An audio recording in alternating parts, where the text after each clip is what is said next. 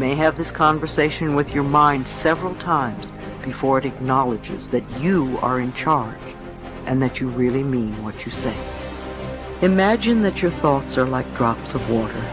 One thought or one drop of water does not mean very much. As you continue to repeat the same thoughts over and over, you first notice a stain on the carpet, then there's a little puddle, then a pond, and as these thoughts continue, they can become a lake and finally an ocean. What kind of ocean are you creating? One that is polluted and toxic and unfit to swim in?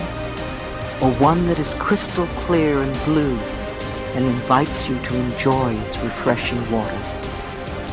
All of us have these bags of manure that we carry around with us, called our past. And the people who have done things to us and the events and the circumstances, all of this stuff that we use and we bond to. And we bond ourselves to these wounds of our past, and we identify ourselves on the basis of these wounds. And every once in a while we set it down and we reach in there and we smear it all over ourselves. And then we wonder, why does my life smell so bad? I don't understand this. Whatever you pay attention to will naturally grow, at least for you. Every human being that you meet, there's a good side to them, there is a nasty side to them. If you pay attention to the nasty side, your mind will be preoccupied with the nastiness. Somebody else's nastiness will become yours. And because of that, you will receive more and more of that from all around. If you pay attention to the best, even though in some people it may be a minuscule, if you pay attention to the best, it will grow, at least in your mind. In your experience, it will grow. There is a good chance it will grow in them also. You're never going to get enough. You already are everything. You're everything that you need. Think of it for just a moment. Everything that you need to have total bliss, perfection of your life, you already are. You already have it. You came into this world with nothing. That's how you're going out. And the time that you have here, what you have is your uniqueness, your specialness, and you don't need anything else. Now think on this. If you don't know how to appreciate what you have and where you are in your life, you don't need anything else. Because if you do get something else, you won't know how to appreciate that either. You'll just want more. Or you'll want it to be different. Or you'll want it to be the way it used to be. Or you'll want someone else to be the way you think they should be. If we are willing to turn our lives over to this greater power within us, the power that loves and sustains us, we can create more loving and prosperous lives. I believe that our minds are always connected to the one infinite mind, and therefore all knowledge and wisdom is available to us at any time. Nobody changes until they change their energy. When you change your energy, you change your life. See, it has nothing to do with the external activity that you're doing. It's got something to do with the internal systems as to how they're functioning. Essentially, it means neither your body, nor your mind, nor your chemistry, nor your emotions, nor your energy are taking instructions from you. They're doing their own thing. Once your machine is not in your control, being peaceful is impossible. I'll tell you, you get into your car and now you go there and you want to turn this way. You do this to the steering, it goes this way. Can you peacefully drive this car? Can you? No. Anxiety is natural, isn't it? This is what has happened to your vehicle. It's out of control. You've never done anything to find out where the steering wheel is, first of all. This is not that simple as a car, this is a super computer. Now the problem is most people have not even bothered to find the keyboard. They think if they do this, somehow it'll work. When you're given such a highly sophisticated machine, if you do not conduct it properly, it will cause many problems to you. By accident it's working. I want you to know this is made this way. If you hold your hands like this, it'll breathe one way. If you just turn it around, the very way you breathe, the breathing pattern itself changes in your lungs. You can try it if you want when you have the time. This way, this way. I'm saying everything that you do, fundamental changes are happening in this machine because it's such a sophisticated machine. It's more than a touch screen. If you just wish it, it will happen.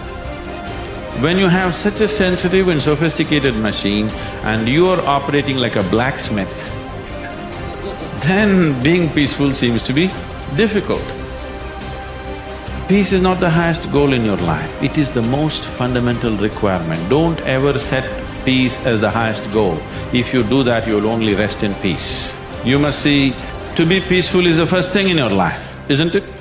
If you want to do anything sensibly in your life, if you want to conduct any situation in your life sensibly, to be peaceful and happy is fundamental.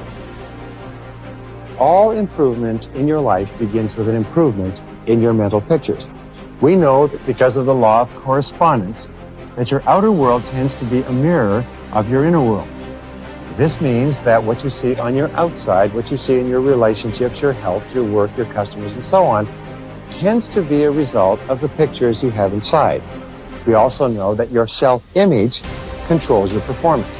Because the way you see yourself and think about yourself inside determines how you act on a day-to-day basis. If you see yourself and think about yourself as an extraordinary person, if you see yourself as a success, if you see yourself as happy, positive, confident, in control, if you see yourself as a loving parent or spouse, you will act that way toward others. So therefore, all improvement in your life begins with an improvement in your mental pictures, with you consciously and deliberately selecting the pictures that you're going to allow your mind to dwell upon. And that word dwell is terribly important. When you dwell upon a picture, your subconscious mind, just as with affirmations, accepts the picture as a command and goes to work to bring that picture into your reality. It's the most phenomenal thing. Your subconscious mind controls your reticular activating system or your reticular cortex as well. The reticular activating system is very interesting. It's a small part of your brain. It's like a switchboard in your brain that controls all incoming impulses.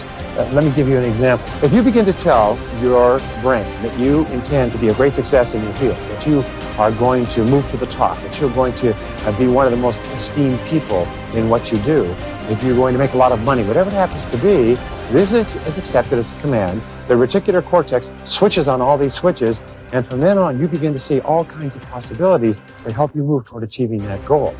Why is it that successful people move so rapidly toward achieving their goals? It's very simple. It's because they're thinking all the time, and as a result of thinking about what they want, they see all kinds of opportunities around them to achieve them. The average person doesn't even see, because the average person is so worried about how little money they have and how much their bills are, all the problems are, and the more they think about those things, the more they get them.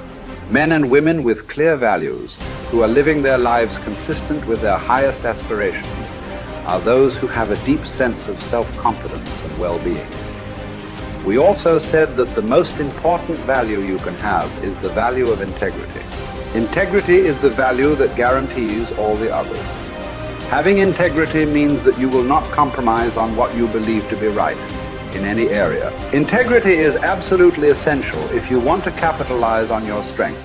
It means more than anything looking at yourself honestly and making your decisions based on the fact that you are an extraordinary human being. Your feelings are very valuable clues to your choices and behavior. Your peace of mind and personal satisfaction is perhaps the most accurate guide you will ever have to doing what is right for you. To follow your heart, you don't necessarily need to make dramatic changes in your life or in your relationships. What you do need to do is to see yourself honestly as you really are, and have the courage to channel your energies and focus your strengths into your areas of greatest potential. When you do this, you will soon realize that you have made one of the best decisions of your life. Each person has great strength and potentialities, and each person is put on this earth to harness those strengths and apply them to benefiting themselves and mankind.